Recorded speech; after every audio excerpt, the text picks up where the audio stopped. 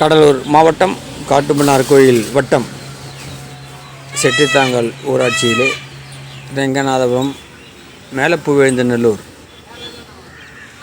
வடவாறு தென்கரையிலே எழுந்தருளி அருள்பாலித்து கொண்டிருக்கக்கூடிய ஸ்ரீ பச்சைவாழி அம்மன் மதுரை வீரன் ஆலயத்தின் அருகிலே ஸ்ரீ வீரநாராயண ஏரிக்கு நீரை கொண்டு செல்லும் கொள்ளிடத்திலிருந்து நீர்வழிச்சாலையாக அமைந்திருக்கின்ற பொன்னியின் செல்வன் சிறப்பு மிகு வடவாறு தென்கரையிலே இன்று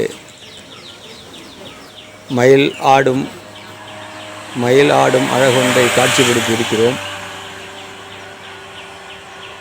அற்புதமான இந்த காட்சியிலே தொலைவில் இருந்து எடுத்ததால் அதனுடைய அந்த பாதங்களுடைய நாட்டியங்கள் இங்கே செடி புதர்கள் மறைத்து கொண்டுள்ளன. நீண்ட நேரமாக ஒரு ஆடலை ஆடிக்கொண்டிருக்கிறது. தன் அழகை உலகுக்கு, முக்கியமாக தன் இனத்திற்கு அந்த அழகை அங்கே அற்புதமாக காட்சிப்படுத்தி கொண்டிருக்கிறது. இன்றைய இந்த வேளையிலே இதை நேரிலே காண்கின்ற ஒரு பாக்கியத்தை எமது அகவையிலே முதலாக இப்படி ஒரு நீண்டதொரு மயிலாட்டத்தை, நாட்டியத்தை அங்கே பாருங்கள். அற்புதமாக இங்கும் அங்குமாக ஆடுகின்ற ஒரு நல்ல கேமராவாக இருந்தால் இது அற்புதமாக படத்துக்கு இருக்கலாம் என்று சொல்லலாம். இருப்பதை வைத்து பெருமைகள் என்பது போல எனது ஆண்ட்ராய்டு மொபைலிலே இதை காட்சிப்படுத்தினோம்.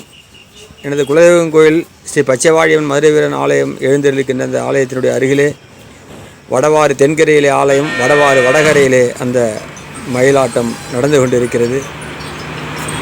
அற்புதமான இந்த ஒரு காட்சியை இன்று பசுங்குடில் யூடியூபத்தின் வாயிலாக காட்சிப்படுத்துவதிலே மிக்க மகிழ்ச்சி இருக்கிறோம். நன்றி, வணக்கம்.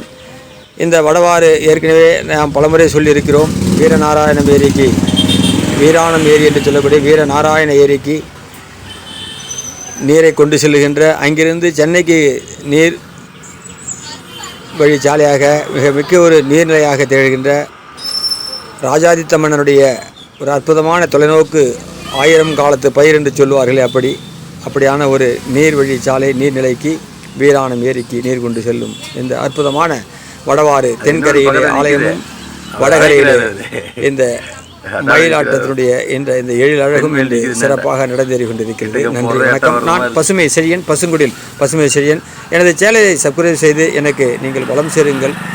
ஆங்காங்கே எனக்கு மனதுக்கு இது மாதிரி அமைகின்ற காட்சிகளை நான் அப்பொழுது செய்திகளாகவும், ஆன்மீக செய்திகளையும், அரசியல் செய்திகளையும், மக்கள் சார்ந்த, மண் சார்ந்த, பிரபஞ்சம் சார்ந்த, சுற்றுச்சூழல் சார்ந்த செய்திகளை நான் உங்களுக்கு அப்பொழுது கொடுத்து மிக மிக்க மகிழ்ச்சி என்று தெரிவித்துக் கொண்டு உங்களிடமிருந்து விடைபெறுகிறேன். நன்றி, வணக்கம்.